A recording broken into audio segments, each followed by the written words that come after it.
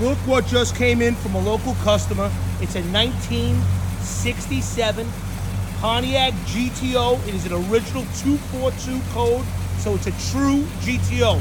This is not a clone. We have the original motor, original transmission that are put aside right now. Owner wanted to drive the car. He put a brand new 400 in it with an automatic overdrive transmission. And what was really nice is he kept the original his/her shifter in there. Look at this interior. Absolutely beautiful. Bucket seats. We got power steering, front disc brakes, vintage air conditioning. Basically a resto mod car you can drive anywhere. Runs and drives awesome. Got a brand new 400. Listen to that car. She just purrs.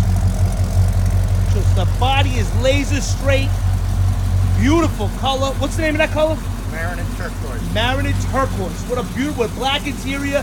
I mean, the body is so straight. The lines are beautiful. Brand new Kragers on there. Got another set of rims that go with the car.